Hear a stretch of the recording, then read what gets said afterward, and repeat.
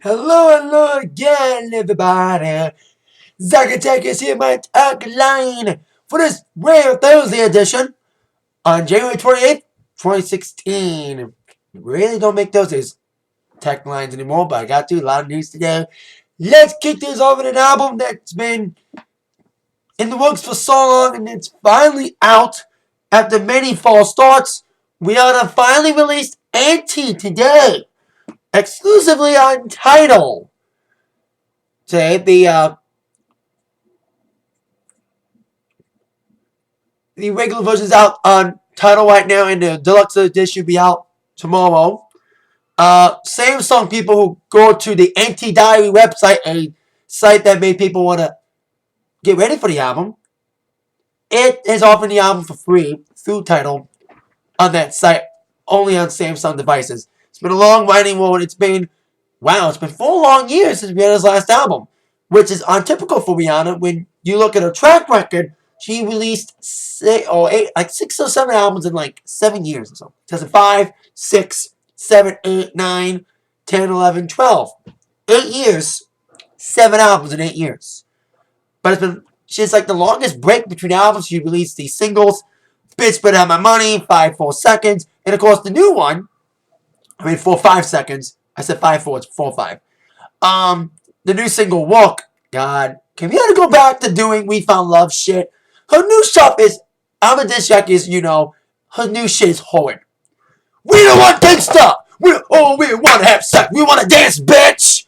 Go back to We Found Love! Go back to Disturbia! Go back to S&M! Go back to Only Girl in the World! Go back to SOS! Go back to Don't Stop the Music! Fuck this gangsta shit, bitch! You know where they got Bieber? When he went all gangsta, now he's back to pop shit again. And it's good. Of course, it's been plagued with controversy in this album. Even last month, there was a lot of issues involving the producer, Travis Scott. A lot of accusations that he was the holdup. But that's not the case. The album, of course, the track listing includes Consideration, James Joint, Kiss It Better, World, Desperado, Woo, Needed Me, Yeah, I said it, Same with Mistakes, and Bitch Better My Money's not even on here, so is it 4-5 Seconds, or American Oxygen, the songs that sucked. Some of these songs are better, but I heard Work and it didn't sound too good. I haven't heard the rest yet. I hope it's Dancing Not Gangsta, Rihanna. There you go, Rihanna. Finally releases her anti-album. Her tour was set to be in a few weeks. I think she'll be at the Grammys, but I'm not sure. But speaking of award shows, the Oscars are coming. The So White Oscars prepare themselves to be held, of course, on February 28th. To be hosted by Chris Rock. They announced some presenters, who are also white, and some performers, who are performing their Best Song nominees. The presenters have been announced are Tina Fey, Ryan Gosling, Lady Gaga, Sam Smith, Charlize Theron, and Jacob Tremblay. So there's a lot of stuff happening in the Oscars this year. I think Sam Smith and Lady Gaga are performing, and so is The Weeknd. They're performing the songs that are nominated for Oscars. Of course, The Weeknd earned it for 50 Shades of Grey's nominated. Lady Gaga's Till It Happens to You from the, I forgot the name of the film, but I've heard of it. She'll be performing that song. Sam Smith performing Writing on a Wall from Spectre, of course. So they'll be performing those songs. Also, Charlize Theron's presenting. And Jacob Tremblay, the young star from Womb. Or was it Spotlight? I forgot which film. So there you go. Some presenters and performers announced for the Oscars set to take place February 28th on ABC. We'll see if a lot of people boycott. A lot of people are boycotting. There's no diversity in the acting categories. Oscars are trying to change that by adding a lot of new members that are diverse. But the damage has been done. 2 straight years of no diversity in the Oscar nods in acting. Hell, Wiz Khalifa wasn't even nominated for Best Song. So there you go. Speaking of movies, a movie that could be nominated for Best animated film, which will make a lot of 90s kids like me Google eyes and all, like be like, ooh, a Nicktoons film. Yep, they've been kind of like bringing back some old Nicktoons because they got the Splat Block, which was a channel, and they've been like making a lot of revivals of old 90s shows. Like I'm even trying to bring back as Torba and Ginger, a Hey Arnold movie, and now they're looking at a new Nicktoons movie that's kind of like Nickelodeon's version of Who Framed Roger Rabbit, with a whole lot of Nicktoons stars colliding on one screen, on one film. As Paramount and Nickelodeon have sent the director of Napoleon Dynamite, Jared Hess, to direct Nicktoons.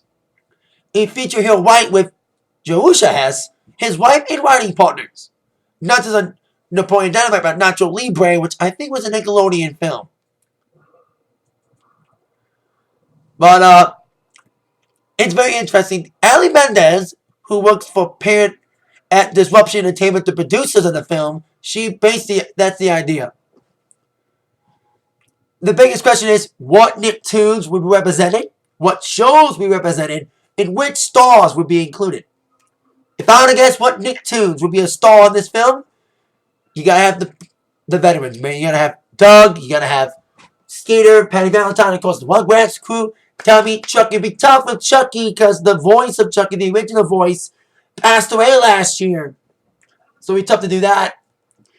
And of course, Fear and Lil. You gotta have Walker in there, Heifer. You gotta have Cat Dog, Winslow, the Pound, the bullies on that show, maybe. Maybe Rocket Power, man. Get Rocket Power in there. Even Kablooey wouldn't mind them appearing. Real Monsters, come on. You gotta have Ickis. Ickis, Oblina, and Crumb. And of course, the teacher that was, I thought it was played by Tim Curry, but it's not. Forgot his name. Damn it! What's the teacher's name? I know his face.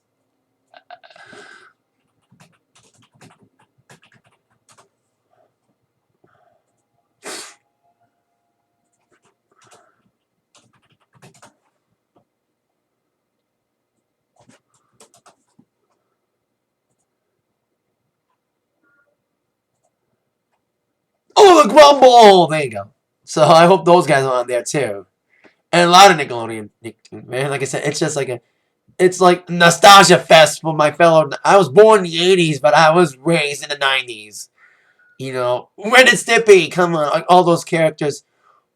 It's very a good idea to have, like I said, the Who Framed Roger Rabbit of Nicktoons, have all these Nicktoons together in one movie. Hey Arnold 2. So it'd be a great movie to see when it does come out. No release dates yet, but it's in development right now. So there you go. Nicktoons movie with all your favorite Nicktoons together on one movie screen, coming out soon by Paramount and, of course, Nickelodeon Pictures. Now, let's switch topic to some more music news. The Rock and Roll Hall of Fame ceremony is coming up, of course, to take place on April 8th at the Barclays Center again, second year in a row. It'll be televised on HBO. We know who's going in. Deep Purple, Cheap Trick, Chicago, Steve Miller Band, and NWA. They also announced who's going to be achieving the Ahmet Erdogan Award for Lifetime Achievement as a Non-Performer Award, Burt Burns. He began his career as a $50 a week songwriter, scoring his first hit with the John Mills hit, A Little Bit of Soap. He went on to write hits as Tristan Shaw from the Isley Brothers, Cry to Me by Solomon Burke, and Everybody Needs Somebody to Love, and Hang On Sloopy by the McCoys.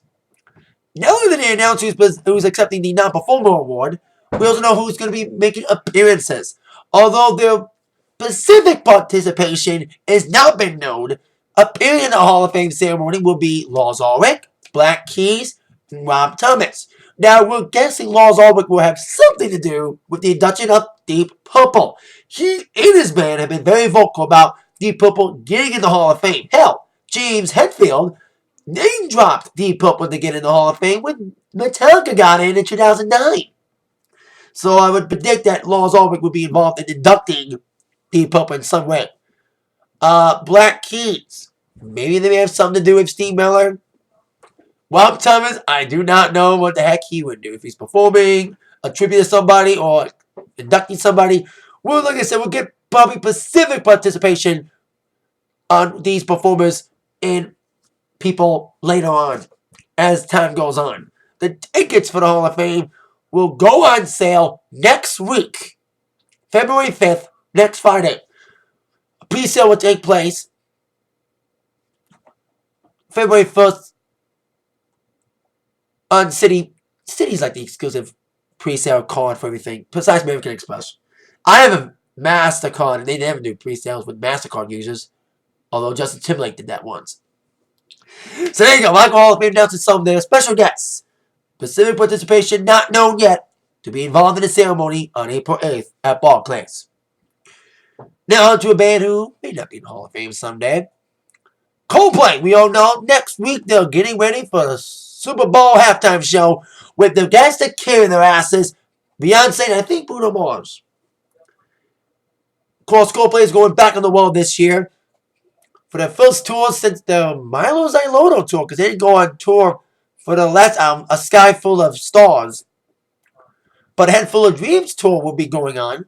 They announced the European tour, now they're going on a stadium tour. They never toured stadiums in America.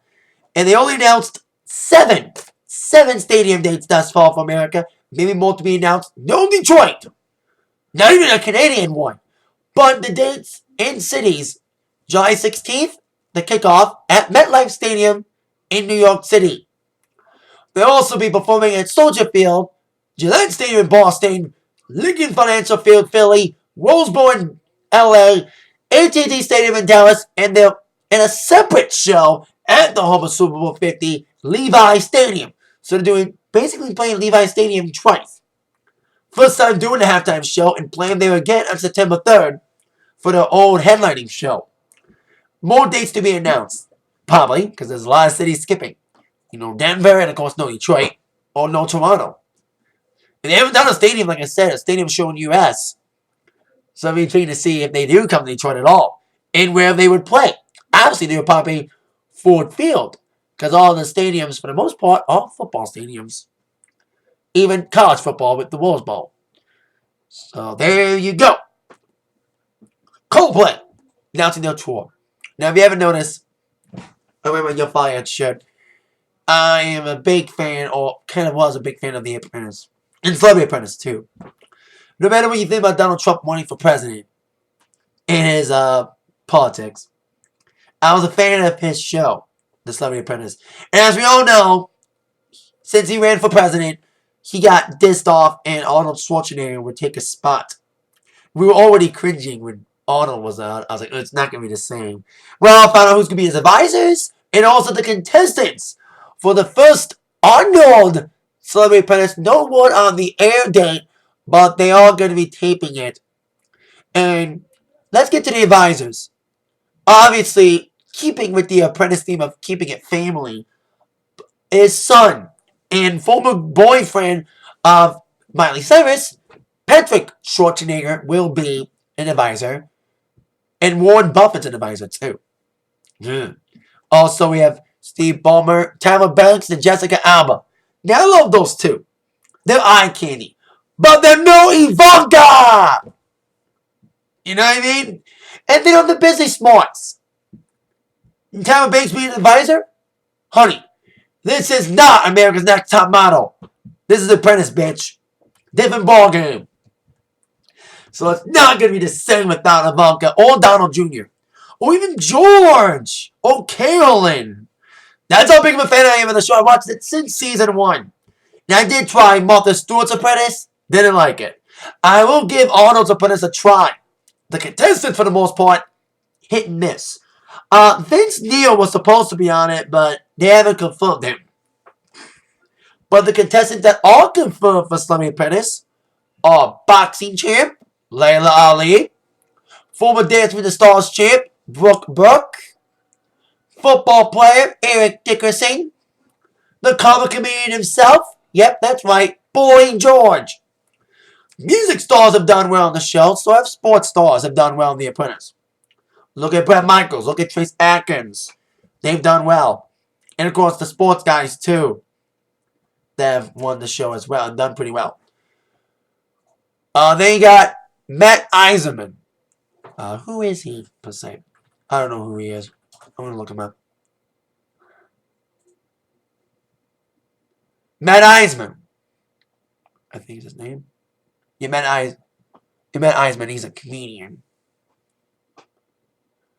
Oh, wait a minute. Oh, he's the host of American Ninja Warrior! Ah! Dang, I should know that. So I watch American Ninja Warrior. That's interesting. Cheap blood, because it's NBC owned. Then we got Carrie Keegan, another TV host.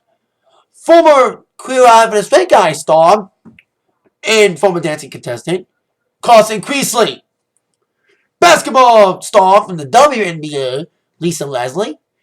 SNL alum Joan Lovitz. God, I hate this one. This makes me want to not watch it at all. From the Jersey Shore.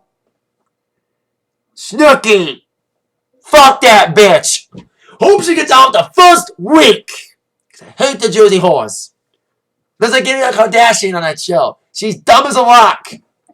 Maybe she can prove a lot of people wrong. Because I remember Ken Gosselin was on there a few years ago and I hated her ass and I hated that show. She did okay, but she was a bitch on that show. Maybe Snooki can prove that she is smart behind her fake plastic boobs and her fake weave of her hair. Also, actress Aya Richards, the contestant I'm rooting on the most, former UFC fighter Chael Sonnen. He pulls no punches, man. I like his no bullshit attitude because I'm an MMA guy, and I like him. You know, he takes no shit from anybody, so I think he'll be a good contestant on that show. He takes no shit from anybody. Very outspoken guy. Other contestants include Portia Williams, whoever the hell that is, who's a reality star. God, to get the freaking housewives. Another of these housewives. Because yet, the blonde chick and the other chick from the housewife show that had a cat fight on that season. So no more housewives. Also, football star Ricky Williams and from Wilson Phillips, Connie Wilson. They're like, it is like Dancing with the Stars. They're one-anakin celebrities. They're pulling at straws. Who's not working today? Oh, get these people. They're not even C-list, like D-list for the most part. And of course, Arnold. What's he going to say? Like, you're terminated? Come on. He's no Trump. Nothing against Arnold, but he's no Donald Trump. Like I said, I'll give this show a try. But it won't be the same. It's Trump's show. They should have just canceled it. But ABC, we want ratings. The show's a hit. We'll do without Donald. Look what happened with Martha Stewart. So we'll see what happens when the new Celebrity Apprentice does air whenever it does. With the contestants and new advisors being revealed. No Ivanka, baby. Miss you. Call me a Trump fanboy all you want, but I loved when he was hosting it. Come on. And that is it for the Atakline. Thank you so much for watching. You've been attacked by the news from Zach. See ya, yeah.